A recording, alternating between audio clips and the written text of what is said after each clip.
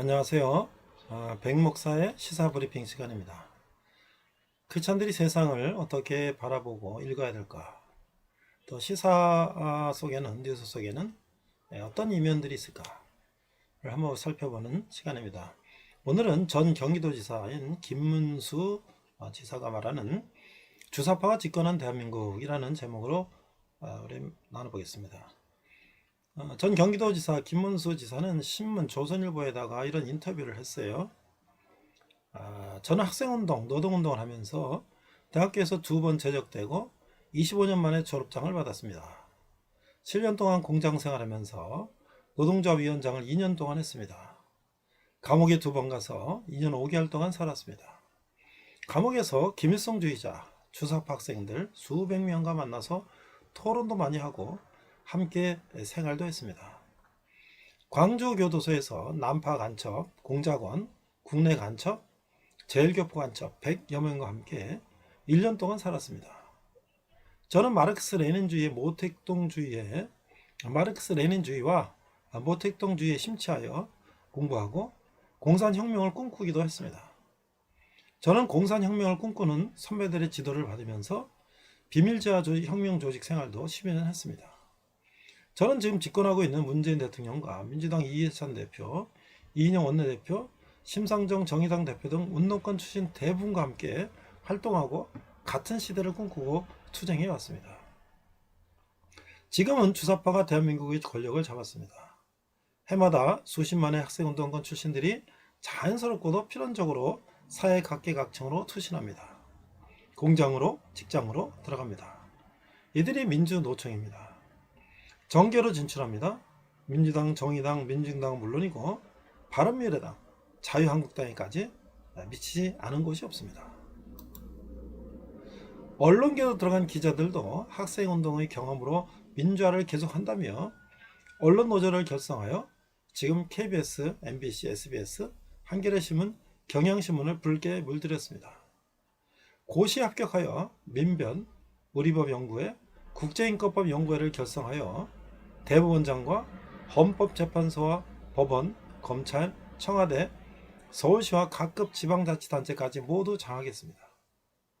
언론계로 들어간 기자들도 학생운동의 경험으로 민주화를 계속한다며 언론노조를 결성하여 지금 KBS, MBC, CBS, SBS, 한겨레신문, 경향신문을 붉게 물들였습니다. 고시 합격하여 민변, 우리법연구회, 국제연구회를 결성하여 대법원장과 헌법재판소와 법원, 검찰, 청와대, 서울시와 각급 지방자치단체까지 모두 장악했습니다. 운동권 학생들이 교사가 되어 전교조를 결성하여 어린 학생들을 붉게 물들이고 있습니다. 영화계로 진출하여 운동권 영화를 만들어 1,000만 관객을 울립니다. 문화예술계를 석권하였습니다. 사업에도 투신하여 사업가로 성공하여 부르주아가 되었지만 그의 사상은 여전히 종북 주사파로 남아있습니다.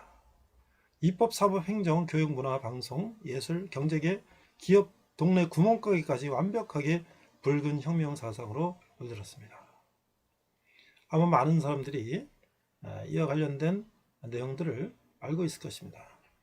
그러나 아직도 이런 내용들을 잘 모르는 사람이 있을 것 같아요. 그럼 김문수 지사는 어떻게 이런 활동을 하다가 이런 것들을 밝히고 비판하게 되었는가? 제가 들은 바로는 그는 소련이 망한 걸 보면서 아까 말했죠? 마르크스 레닌, 모택동주의, 공산주의 혁명을 이룬 소련이나 중국을 동경하면서 그런 국가를 우리도 만들어야 된다. 그래서 군부 독재를 타도하고 그런 공산주의 혁명을 일으켜서 그런 공산주의 국가를 건설해야 된다. 그것이 그의 꿈이다. 라고 청춘을 바치고 평생을 노력했는데 소련이 붕괴되는 걸 보면서 어떻게 공산혁명의 최고의 국가가 이렇게 경제나 정치나 여러 가지로 인하여 붕괴될 수가 있는가? 이런 것들을 통해서 그가 이제 사상적 회의를 느끼고 이제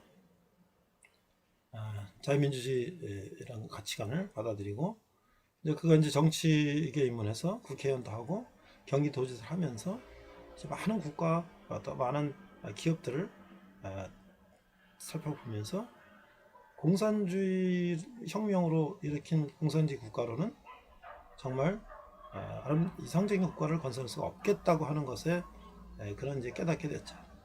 그래서 그런 문제점을 지적하고 그에 반대하는 자유민주주의 국가를 건설하는데 남은 인생을 기하고 있죠. 그러나 아직도 젊었을 때 그런 가치관에 빠져 있는 사람들이 지금도 그것을 그들의 신앙인형 그런 활동을 계속하고 있는 것이죠. 그래서 우리 크리스찬들은 이런 걸 바라보면서 우리가 이 사회가 어느 쪽으로 가고 있는지, 우리가 바람직한 방향으로 가는 것은 무엇인지를 우리가 생각하는 그런 김문수 지사의 인터뷰 내용이었습니다. 이상 백 목사의 시사 브리핑이었습니다. 네, 오늘 말씀은 골로새서 네 번째 말씀으로서 성도의 가정, 사회, 기도생활, 그 부제는 주사파가 집권한 대한민국이라는 제목을 가지고 말씀을 나누고자 합니다. 먼저 본문은 골로새 4장 5절에서 6절, 한글과 영어를 자막을 보면서 함께 읽도록 하겠습니다. 4절 5절, 4장 5절, 외인에게 대해서는 지혜로 향하여 세월을 아끼라. 너희 말을 항상 은혜 가운데서 소금으로 맛을 냄과 같이 하라. 그러면 각 사람에게 마땅히 대답할 것을 알리라. 자, Colossians chapter 4, verse 5 to 6입니다.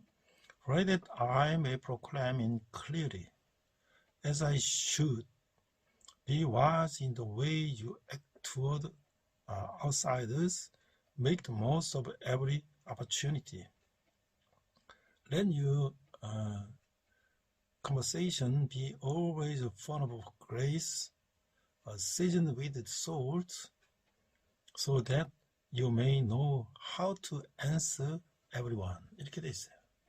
자, 외인에게 대해서는 지혜를 향하여 세월을 아끼고, 너희 말을 항상 은혜 가운데서 소금으로 맛을 낸 같이 하고, 그러면 각 사람에게 마땅히 대답할 것을 알리라.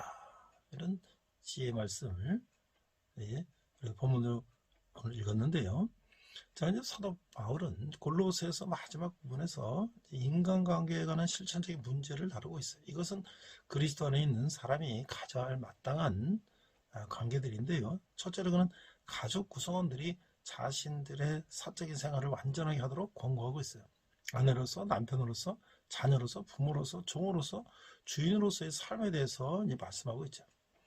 그 후에 바울은 믿는 이들이 기도생활, 또 공적인 생활을 완전하게 가질 것을 말씀하고 있어요.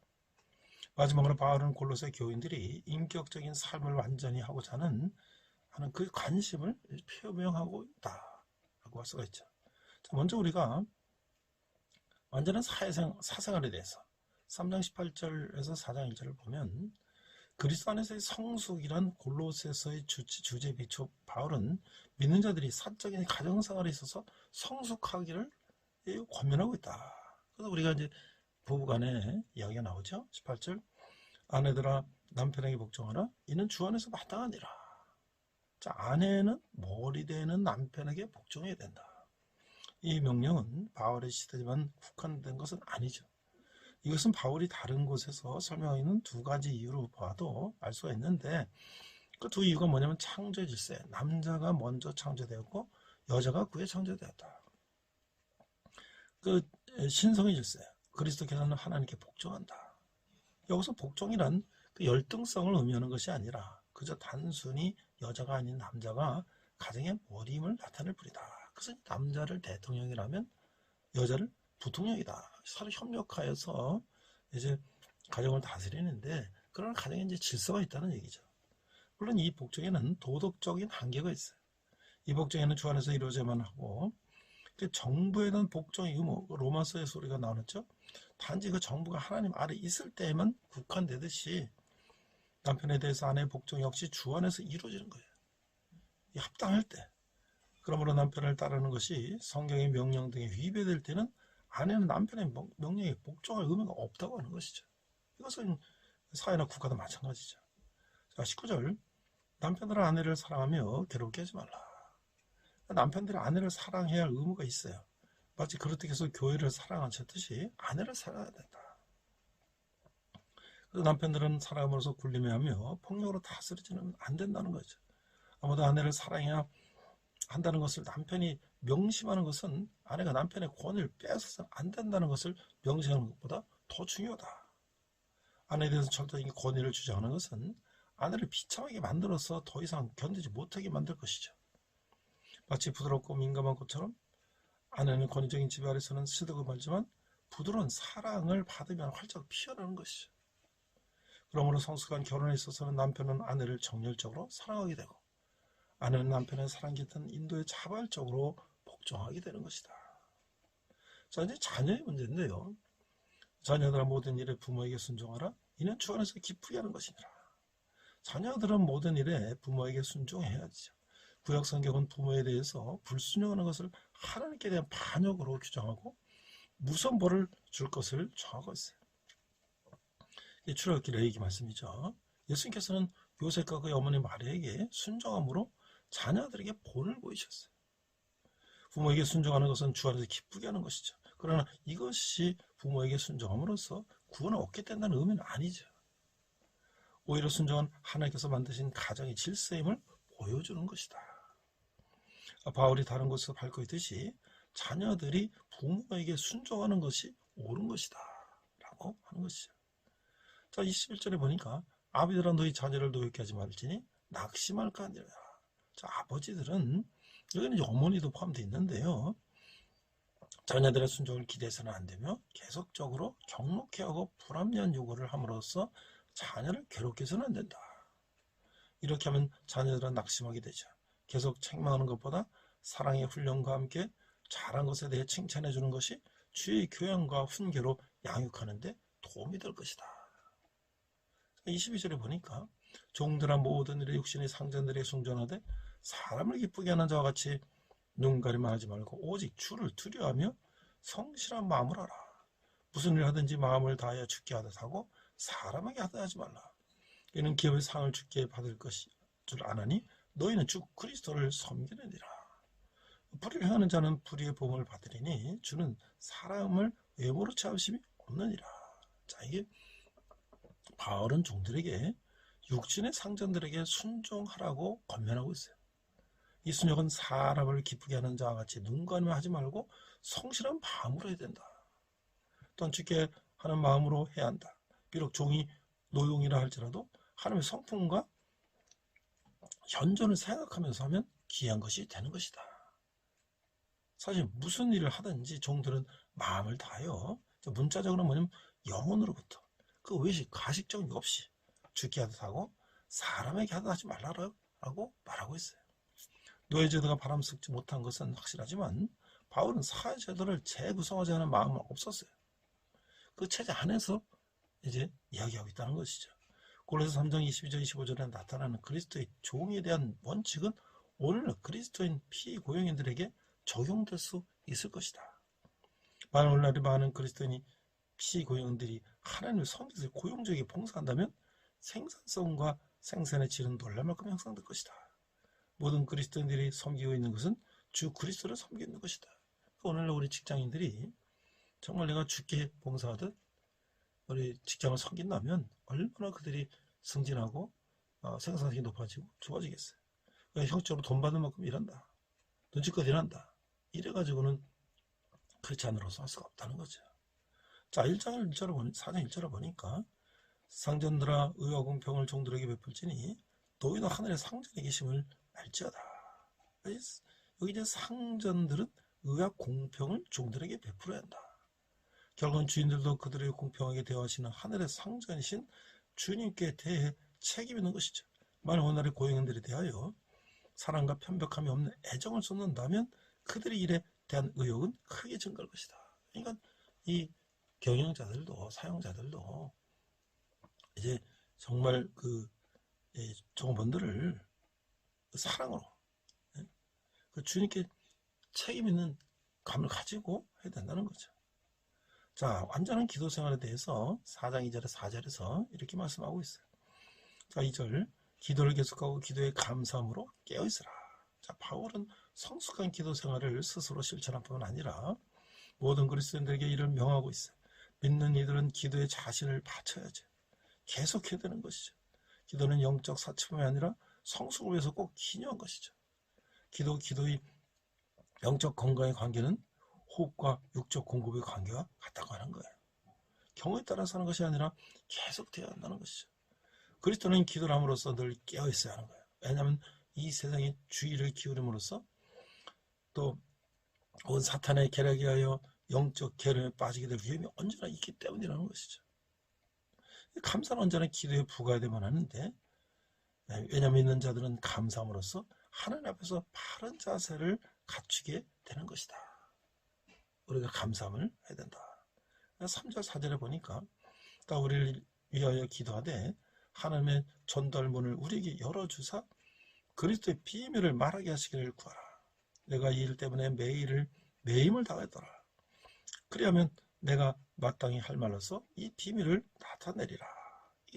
4장 3절에 4절 보면 바울은 종종 자신의 서신을 받게 된 사람들에게 우리를 위한 기도를 부탁하곤 했어요.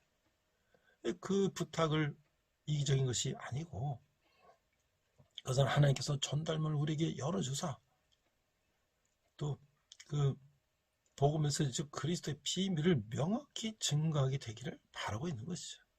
바울이 이 복음의 비밀을 위해 매임을 당하고 있었어요. 바울이 복음 선포의 길을 열기를 원할 뿐 아니라 명확히 선포하기를 원하고 있는 것이죠. 그리하면 내가 마땅히 할 일로서 내가 빚진 자이기 때문에 이 비밀을 나타내리라 라고 말하고 있는 거예요. 바울이 이제 완전한 공적 생활에 대해서 4장 5절에서 말씀하고 있는데요. 오늘 우리 본문이죠. 외인에게 대해서는 지혜로 행하여 세우라기라. 너희 말을 항상 은혜 가운데서 속으로 맛을 낸 것 같이 하라. 그리하면 각 사람에게 마땅히 대답할 것을 알리라. 자, 우리가 그리스도 안에서의 완전은 지적인 생활, 기도 생활 포함하면 적용되는 것이 아니라 공적인 생활 영역에도 미치는 것이죠. 바울은 그리스도 안에서 공적 생활을 완전케 하기 위하여 지혜로 행하라고 권면하고 있어요.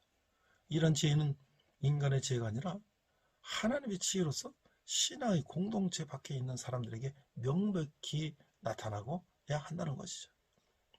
그 바울은 세월을 아끼라고 전하고 있어요.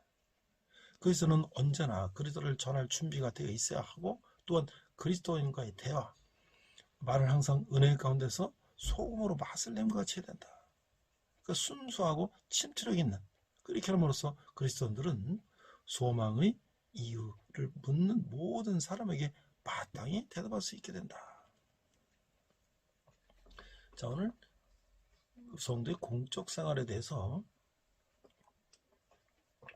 생각해 보면서 저는 오늘날의 이 대한민국에 지금 벌어지고 있는 일들이 이게 우연이 아니고 이 오랫동안 쌓여진 것이 나타나고 있는 것인데 과연 크리스찬들은 이 부분에 대해서 우리가 어떻게 생각해야 되는가?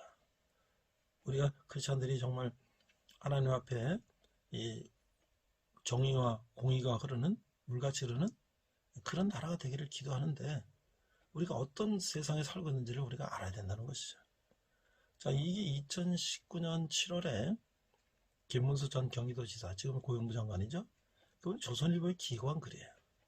이 주사파가 집권한 대한민국. 2016년 박근혜 대통령이 탄핵이 되고 2017년 문재인 정부가 들어섰을 때 서슬이 퍼런 그 시절에 이 글을 올렸는데 그걸 보면 이렇게 돼 있어요. 죽는 데 사냐 이것이 문제입니다. 저는 학생운동, 노동운동하면서 서울대학교에서 2번 채택되고 25년 만에 졸업장을 받았습니다. 곧 7년 동안 공장생활하면서 노동자위원장을 2년 동안 했습니다. 감옥에 2번 가서 2년 5개월 동안 살았습니다. 감옥에서 김일성주의자 주사파 학생들 수백 명과 만나서 토론도 많이 하고 함께 생활도 했습니다. 광주 교도소에서 난파간첩, 공작원, 국내간첩, 제일교포간첩 100여 명과 함께 1년 동안 살았습니다. 저는 마르크스 레닌주의와 모택동주의에 심취하여 공부하고 공산혁명을 꿈꾸기도 했습니다. 저는 공산혁명을 꿈꾸는 선배들의 지도를 받으면서 비밀제와 청명조직 생활도 10여 년 했습니다. 저는 지금 집권하고 있는 문재인 대통령과 이게 이제 문재인 대통령이 집권 대기한 거예요. 그 연장선에 지금 있는 거죠. 민주당 이해찬 대표, 이인영 원내대표, 심상정 정의당 대표 등 운동권 출신 대부분과 함께 활동하고 같은 지휘 시대를 꿈꾸고 투쟁해왔습니다. 제가 50년간 겪었던 경험에 비추어 볼 때 대한민국은 이미 종북 주사파와 좌파 연합에 넘어갔다고 판단합니다. 첫 번째, 지금은 주사파가 대한민국 권력을 잡았습니다. 6.25 전쟁 휴전 이후 우리 국민 대부분은 반공 자유민주주의를 신봉해왔습니다. 해방 직후부터 공산 치하에 살아왔던 이북 피난민의 체험과 해방의 빨갱이들의 폭동과 6.25 전쟁 기간의 반응이 너무나 끔찍했기 때문입니다. 그러나 가족이나 친지 가운데서 좌익 경험이 있었던 경우도 많습니다. 또는 통역당, 인혁당, 난민전 등 김일성의 남선 혁명 도선을 따르는 지하 혁명당 활동이 끊임없이 계속 시도됐습니다. 실패를 반복하던 중 1980년 광주 사태를 겪으며 학생운동과 민주주의를 열망하는 시민들은 피학살과 전두환의 집권이 미국의 무기난에 자행됐다며 미국 문화원에 방어하는 사건이 터지기도 하며 급속히 반미 친북운동이 확산되기 시작했습니다. 북한의 대남 방송을 들으며 정년 김영환의 강철 서신이 대표적인 주사파 운동권 문건입니다. 신군부의 12.12 쿠데타와 광사태 그리고 민주화의 좌절을 겪으며 종북 주사파는 대학가로 급속하게 확산됐습니다. 종북 주사파가 학생운동을 급속히 장악하게 된 원인은 첫째, 전두환의 12.12 쿠데타가 강조 학살로 민주의 꿈이 갑자기 사라지게 됐기 때문입니다. 둘째, 김일성의 주체사상혁명론은 체계적이고 쉽고 대한민국 현실에 잘 맞기 때문입니다. 마르크스 레닌주의 혁명론보다 한국적이며 쉽습니다. 북한에는 조선공산혁명기지에서 권력을 가진 김일성 집단에 의해 체계적으로 정리되고 매일매일 대남방송으로 전파되기 때문에 대중성, 민족성, 적합성, 신속성은 기존 마르크스 레닌 공산혁명 이론보다 우리나라의 현실에 맞아서 급속히 확산됐습니다. 전대협 황청년이 전국대 학생회 조직과 학생운동을 신속하고 완벽하게 장악했습니다. 이들은 표면 대중 조직인 전대협 한총련과 지하 비밀 시도 조직인 혁명정당을 나누어서 조직 운영합니다. 학생운동을 마친 운동권은 사회로 나와서 사회 대중운동으로 투신하지 않을 수 없습니다. 해마다 수십만의 학생운동권 출신들이 자연스럽고 필연적으로 사회 각계각층에 투신합니다. 공장으로 직장으로 들어갑니다. 이들이 민주노총입니다. 정계를 진출합니다. 민주당, 정의당, 민주당은 물론이고 바른미래당, 자유한국당까지 미치지 않은 곳이 없습니다. 언론계로 들어간 기자들도 학생운동의 경험으로 민주화를 계속한다며 언론 노조를 결성하여 지금 KBS, MBC, SBS, 한겨레신문, 경향신문을 붉게 문드렸습니다. 고시학교가 민변 우리법연구회 국제인권법연구회를 결성하여 대법원장과 헌법재판소의 법원, 검찰, 청와대, 서울시와 각급 지방자치단체까지 모두 장악했습니다. 운동권 학생들이 교사가 되어 전교조를 결성하여 어린 학생들을 붉게 물들이고 있습니다. 영화계를 진출한 운동권 영화를 만들어 1,000만 관객을 올립니다. 문화예술계를 석권하였습니다. 사업에도 투신한 사학과로 성공하여 부르주아가 되었지만 그의 사상은 여전히 종북 주사파로 남아있습니다. 입법, 사법, 행정, 교육, 문화, 방송, 예술, 경제계, 기업, 동네 구멍가게까지 완벽하게 붉은 혁명 사상으로 물들었습니다. 주체 사상은 강력한 힘이 있습니다. 첫째, 체계적입니다. 둘째, 성경보다 쉽습니다. 셋째, 살아있는 권력 김정은을 움직이는 사상이요. 이론일 뿐만 아니라 조선민주주의 인민공화국이라는 국가 권력입니다. 넷째, 젊은 대학생 시절 조국을 위해, 민주화를 위해, 자주통일을 위해 체류타를 마시며 싸우다가 도망다니고 잡혀서 고문당하고 감옥을 들락거리며 청춘을 바치며 헌신했던 자부심을 가지고 있습니다. 다섯째, 사인이 되어서도 운동권의 동지적 인간관계는 끊을 수 없습니다. 운동권 출신들이 서로 짝을 이뤄서 부부가 된 경우에는 혁명 가정이 됩니다. 자녀까지 대를 이어 사상이 이어집니다. 무섭습니다. 그래서 저는 사상을 바꾸는 것은 담배 끊기보다 더 어렵다고 생각합니다. 이런 종북 주사파들이 수백만 배출되었고 지금 말씀드린 청와대부터 대한민국의 국가 권력뿐만 아니라 사회 각계 각층을 완벽하게 장악했습니다. 제가 아는 한 세계 어떤 공산혁명 때보다 더 완벽하게 국가 권력을 장악했습니다. 자, 공산주의자들의 신조는 자유주의 배격입니다. 공산주의자들은 철저하게 자유주의를 부르주아 사상으로 배격하고 있습니다. 공산주의 적은 자유주의, 자유민주주의입니다. 모든 공산주의자들은 언제나 민주주의를 내세웁니다. 인민민주주의, 민중민주주의, 진보적 민주주의, 그냥 민주주의입니다. 좌익들은 자기들만이 진정한 민주주의고 자유민주주의는 부르주아 독재를 예쁘게 포장한 가짜 민주주의라고 비난합니다. 좌익들은 어떤 경우에도 스스로를 자유민주주의라고 하지 않습니다. 자유민주주의, 자유주의는 공산주의의 배격대상일 뿐입니다. 대한민국의 자유민주 헌법을 지키는 것이 즉 우리 국민의 첫 번째 임무입니다. 제가 운동권에서 혁명을 꿈꿀 때 회합전에 암송하던 자유주의 배격 11혼을 소개하겠습니다. 모든 학생 운동권이 다 하는 것이 아니라 엄선된 소수 혁명가들이 하던 것입니다. 남동과 빨치산대원 남한혁명 조직원들이 사상 강화의 방법으로 모택동의 자유주의 배격 11혼을 당 생활의 기준과 지침으로 삼았습니다. 자유주의 배격 11호는 다음과 같습니다. 우리는 사상투쟁을 적극적으로 주장한다. 그것은 당과 혁명단체의 단결을 가져오게 하며 싸움의 무기를 더욱 날카롭게 하기 때문이다.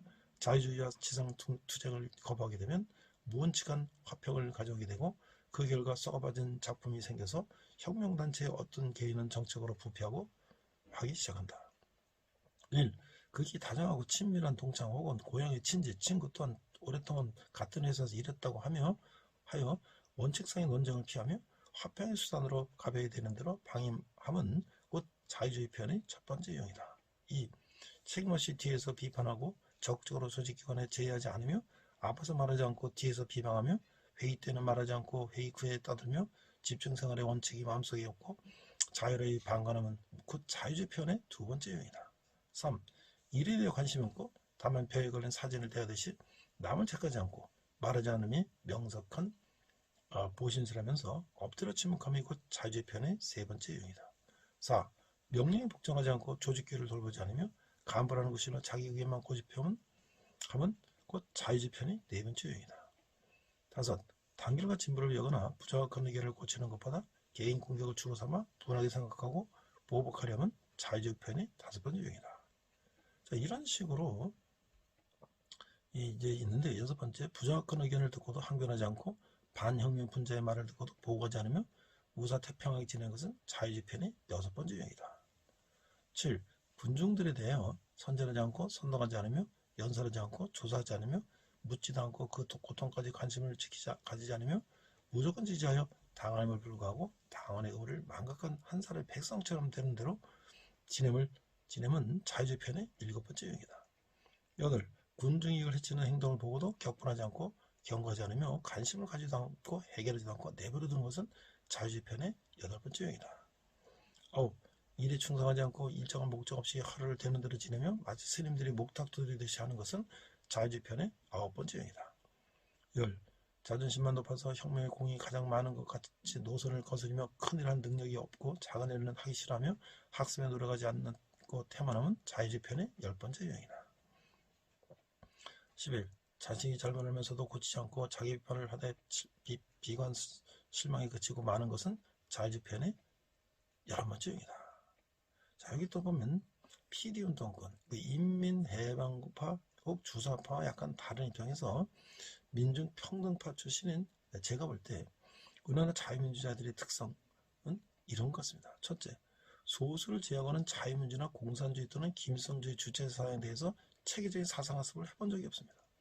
둘째, 자유민주주의자들은 운동권이라 할 정도로 조직화 체계되지도 않고 태극기 집회가 처음으로 실행된 자발적인 애국 대중운동이 아닌가 합니다.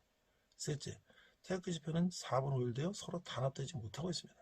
넷째, 고관대장이나 대기업가 세계적 전문가도 많지만 지킬 것이 너무 많아서 이제 앞장서서 솔선수범하지 하며 희생하는 사람이 드뭅니다. 다섯째, 최근 전대협, 새벽당, 두루스포럼 등 젊은 자유주의 운동이 시작되고 있습니다. 아직은 미약하지만 희망이 새싹들입니다. 여섯 번째, 자유한국당이 자유파 중심 정당인데 너무 기득권화되어 강한 목표의식과 전략 전술이 취약하고 투쟁성, 헌신성이 약합니다. 일곱 번째, 새누리당 국회의원 가운데 60여 명은 자기가 만들고 당선시켰던 박근혜 대통령을 탄핵시키고 감옥에 갇혀 재판을 받는데도 방청, 면회, 석방운동조차 한 번도 하지 않은 기괴한 모습을 보이면서 부끄러움을 모릅니다.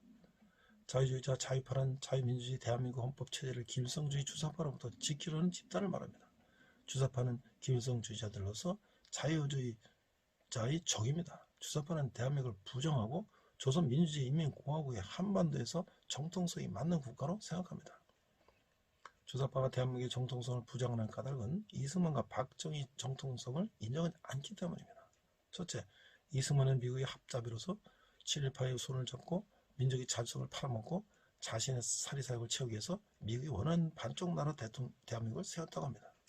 둘째, 박정희는 만주공관학과 일본 육사를 졸업하고 천황의 장교가 되어 만주에서 독립군을 토벌하다가 해방 후에는 남대한 군사 총책으로서 비밀제 혁명동지를 팔아먹고 목숨을 건졌다가 다시 쿠데타를 통해 권력을 잡아서 반민주, 친일, 친미 4대지 정권을 운영했다는 것입니다. 반면 좌익파는 이승만 대통령은 대한민국 건국의 아버지이고 박정희 대통령은 한강의 기적을 만든 영웅이라고 생각합니다. 좌익파는 이승만이 없었다면 대한민국 건국 자체가 어려웠다고 생각합니다. 좌익파는 박정희가 큰 한강의 기적이 우리나라의 오늘을 만들었고 중국, 베트남 등 세계 여러 나라에 하면 된다는 희망과 방법을 알려주었다고 생각합니다. 좌우 대립의 역사는 바로 주사파와 자유파 사이의 체제 전쟁을 말합니다. 먼저 현재 정세는 문재인, 김정은 주사파 공동체가 사상이냐 권력의 고지를 점령했습니다. 이거는 이제 문재인 정권 때 작성된 거예요.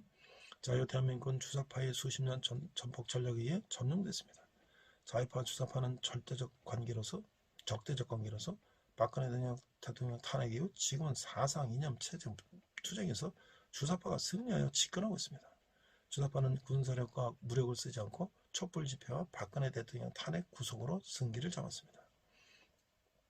2016년 10월부터 전개된 반체제 세력의 촛불 집회와 체제 수호 세력인 태극기 집회의 대결은 일단 반체제 세력인 촛불 집회가 승리했습니다. 그리고 2017년 5월 9일 대통령 선거에서 촛불 대통령 문재인이 당선됨으로써 대통령 중심제에서 대권을 장악했습니다. 비록 거지가 사기 탄핵이라 하더라도 박근혜 대통령은 탄핵으로 끌어내리는데 성공했습니다.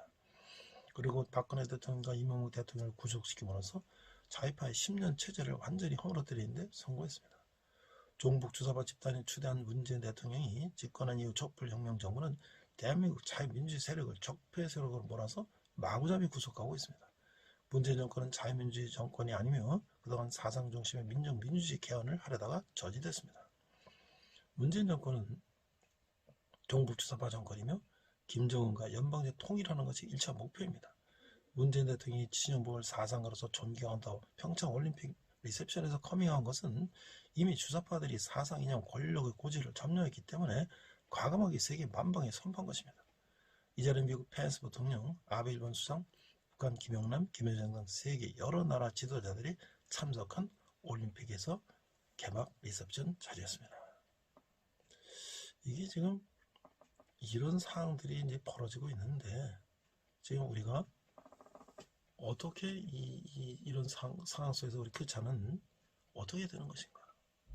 우리가 기도하며 이것들을 우리가 이 자유민주 국가를 어떻게 세워야 될지 우리가 함께 노력해야 될 것입니다. 자, 이제 개인 생활에 대해서 4장 7절에 17절에 말씀하고 있는데요. 바울은 여기서 성숙한 인간관계를 예를 보여주고 있어요. 바울은 친구들과 동료들을 기억하고 그들은 참는 관심을 표현하고 있어요. 자, 두기고가 내 사정을 너에게 알려주리니 이는 사랑받는 형제요 신실한 일꾼이요 주 안에서 함께 조의된 자라라. 내가 그를 특별히 너희에게 보내는 것은 너희로 우리 사정을 알게 하고 너희 마음을 위로하게 하려니라. 자, 이게 두기고 교회 지도자며 이 편지를 골로새에게 전해준 인물이 있는데요. 사랑받는 형제와 신실한 일꾼이다. 그러니까 주 안에서 바울과 함께 종이된 자였고요. 그러나 아시아에서 왔으며 디모데후서 4장 12절, 디모데후서 3장 10절에서 바울이 언급되고 있는데 바울은 자기 사정을 알게 하고 너희 마음을 위로하게 하려고 두기고를 골로새에게 보냈다고 하는 거예요. 9절에 보니까 신실하고 사랑받는 형제 오네시모를 함께 보내노니 그는 너희에게 온 사람이라 그들이 여기 말을 이를 다 너에게 알려주리라. 자, 오네시모는 우리가 빌레몬서에서 배웠죠. 원래 빌레몬의 종으로서 도망했다가 그리스도께 돌아온 사람이었어요. 이 또한 신실하고 사랑을 받는 형제였고 오네시모 역시 두기고와 동행했으며 바울의 사정을 사람들에게 알게 하였어요. 자, 10절에 보니까 너와 함께 갇힌 아리스타고와 바나바의 생질 마가와 이 마가에 대해 너희가 명을 받았으며 그가 이르거든 영접하리라 하라. 자, 아리스타고는 제3차 전쟁 시 바울과 동행했던 데살로니가 사람이었어요. 나와 함께 갇히는 말로 밀어볼 때 아리스타고가 옥중의 바울을 찾아왔거나 혹은 바울과 함께 옥에 감금된 것으로 보이죠. 그래서 바울은 아리스타고를 동역자라고 불렀어요. 바나바의 생질 마가는 바울의 1차선 전도행에도 동행했는데 후에 그는 베드로의 조력자가 되었어요. 그래서 베드로는 마가를 나의 아들이라고 썼죠. 베드로 이제 그리고 마가복음이 이제 베드로가 구술한 것이다라고 우리는 알고 있죠. 그다음 비록 마가가 제1차 전도여행 도중에 바울을 떠났지만 여기서 바울은 마가에 대하여 언급하고 있죠. 그는 디모데후서에서 마가를 언급하고 있어요. 자, 11절 보니까 유스도라는 예수도 너에게 문안하니라. 그들은 할레파인이나 이들만은 하나님의 나라를 위하여 함께 역사하는 자들이니 이런 사람들이 나의 위로가 되었느니라. 자, 예수라는 이름은 유대인의 흔한 이름이었어요. 예수라는 이름을 가진 바울의 동역자는 유스도, 의로운 뜻이라는 이름을 가지고 있었는데 이름 역시 흔한 이름이었어요. 여기서 언급된 아리스타고 마가 유스도는 날 때부터 유대인이든가 혹은 개종하 유대인이 된 사람들이었는데 하나님의 나라를 위하여 함께 역사하는 이 세 사역자들은 바울에 대해 사랑을 가지고 충실함으로써 바울에게 위로가 되었다고 하는 거죠. 10절 13절 보니까 그렇듯 예수의 종인 너에게 온 에바브라가 너에게 문안하니라. 그가 항상 너희를 위하여 애써 기도하며 너희로 하나님의 뜻 모든 뜻 가운데서 완전하고 확신 있게 자기를 소기를 구하니라. 그가 너희 라우디아에 있는 자들과 히아라볼리에 있는 자들을 위하여 많이 수고하는 것을 내가 증언하노라. 자, 이 에바브라는 오네시모와 함께 골로새 사람으로서 바울은 그를 항상 너희를 위하여 애써 기도하는 그리스도 예수의 종이라고 표현하고 있어요. 에바브라는 골로새 교인들이 하나님의 모든 뜻 가운데서 완전하고 확신 있게 서기를 구하였어요. 이것은 믿는 이들이 그리스도 안에서 성숙하고 완전히 된다는 골로새의 주제와 일치하는 것이죠. 에바브라는 이를 위해서 많이 수고했다. 그 수고는 르쿠스 골짜기의 그리스도인들이 즉 골로새, 레오디게아, 히에라볼리의 그리스도인들을 위한 것이었다라고 하는 거예요. 그래서 14절 사랑을 받는 의사 누가 또 데마가 너에게 문안하니라. 자, 바울의 사랑을 받는 의사 누가는 골로새서 쓰여진 바울의 첫 투고 기간뿐만 아니라 둘째 투고 기간에도 경고에 서 있었어요. 그러나 데마는 바울이 두 번째 투고 기간에 떠나고 말았어요. 그 누가는 누가복음과 사도행전의 저자이죠. 누가는 이방이었던 것 같다는 거죠. 자, 15절 라우디게아에 있는 형제들과 눈마와 그 여자의 집에 있는 교회에 문안하고. 바울은 라우디게아에 있는 형제들과 눈마에 문안해요. 눈마의 집은 교회의 모임 장소였어요. 개인의 집에서 교회가 보이는 것은 교회 건물을 건축하기 전까지 일반적인 가능했어요. 집에서 뭐 했다는 거죠. 16절에 보면 이 편지를 너에게 읽은 라우디게아인의 교회에서는 또 일기하고 또 라우디게아로부터 오는 편지를 너희도 읽으라 라고 하는 거예요. 그러니까 라우디게아로부터 오는 편지는 그 당시에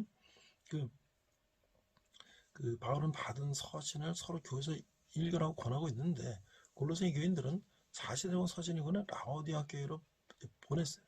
그래서 라우디게아로부터 오는 편지를 너희도 읽으라는 것이죠. 라우디게아로부터 오는 편지는 그 당시에 쓰여져서 그 부근에 보내진 에베소일 가능성이 있다. 에베소서일 가능성이 있다. 라고 생각되어지는 거죠. 17절 아기포에게 이르기를 주안에서 받은 직분을 상가 이르라 하고 아마도 빌레몬의 아들일 것으로 추측되는 그 아기포는 에바브라의 부재 동안에 골로새에서 목회하고 있었어요. 바울은 그 서신을 읽는 사람들을 하여금 아기포를 권하여 하나님께 그에게 주신 직분을 이루라고 말했어요. 아기포의 문제가 뭔지는 모르지만 그는 그의 직분을 이루지 못하고 있었어요. 이것은 바울이 골로새 교인들 하여금 그리스도 안에 완전케 되도록 하려는 관심을 가지고 있음을 보여주는 또 하나의 예다라고 하는 것이죠. 자, 이제 바울의 이제 문안인데요.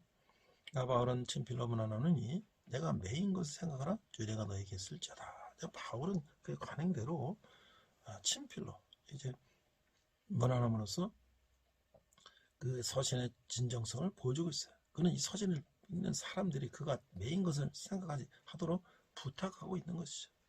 그래서 다른 많은 서신에서 그랬듯이 바울은 은혜가 너에게 있을지어다라고 축복 기도로 끝을 맺고 있는 거예요. 자, 우리가 이제 바울의 리더십을 보면요. 바울은 이 팀워크를 이루는 리더십이다.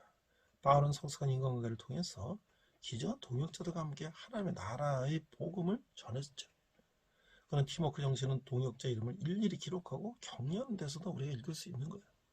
두기교는 교회 리더이며 골로새에게 편지를 전해준 인물이었고, 바울은 자신의 사정을 알리고 마음을 위로하기 위해서 두기교를 골로새에게 보냈어요. 오네시모 역시 두기교와 동행했으며 바울의 사정을 사람들에게 알렸어요. 아리스타고는 제3차 성경회 때도 바울과 동행했던 데살로니가 사람이었어요. 나무개 같은 이란 말로 밀어볼 때 아리스타고가 옥중에 바울을 찾아왔거나 혹은 바울과 함께 옥에 감금된 것으로 보이죠. 바나바의 조카인 이 마가는 바울의 1차 전도행 때 동행했는데 후에 그는 베드로의 조력자가 되었어요. 바울은 에바브라를 골로새 사람을 위하여 애써 기도하는 예수 그리스도의 종이라고 표현하고 있어요. 바울의 친구에 의원했던 누가는 골로새서에 든 바울의 첫 투옥 기간뿐 아니라 둘째 투옥 기간에도 견고히 서 있었어요. 바울은 라우디게아 형제들과 모인 장소를 제공한 눈바에게 문안했고, 영적 리더는 성숙한 인간관계를 통해서 살아있는 그리스도의 몸을 이루어간다라고 하는 것이죠. 제가 이제 골로새서 4주간 제가 나누고 있는데, 마지막에 제가 그 학생들에게, 대학생들에게 신구약 성경 강의를 한 것을 이제 그것을 이제 기말 시험에서 이제 거기 느낀 점 쓰게 했어요. 근데 이제 마지막으로 이제 어떤 학생이 이렇게 썼어요. 자, 이번 한 학기 동안 배운 신구약 성경물 리더십의 과목은 생각보다도 유익했다.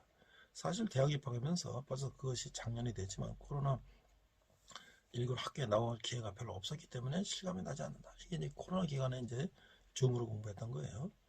중간 생략하고 대학 내 이단이나 경험해봤지만 환경에서의 신앙생활이 걱정됐고 학교가 기독교 정신을 기반으로 세워졌다고 해도 이래 면접을 보거나 무슨 이단이라는 등의 일들로 입시 준비 때 가졌던 기대감이나 희망이 많이 사라졌기 때문에 실망스러운 점들이 없지 않아 있었다.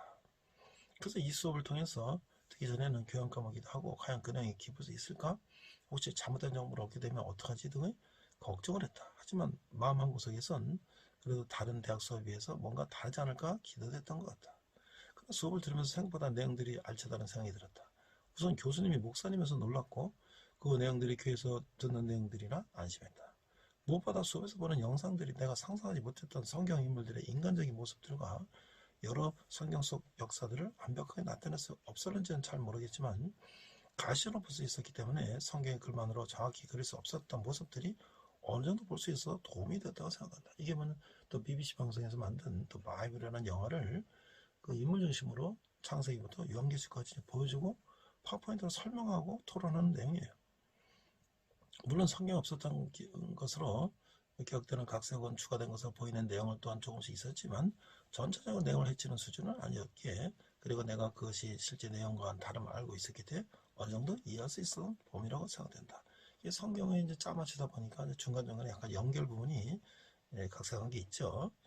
그런데 그리고 내가 내 질문을 강의 시간에 듣고 답변들을 써서 석정했던 교수님 학생 간의 소통 문제도 문제없이 해결이 됐다고 생각해서 만족스러웠다.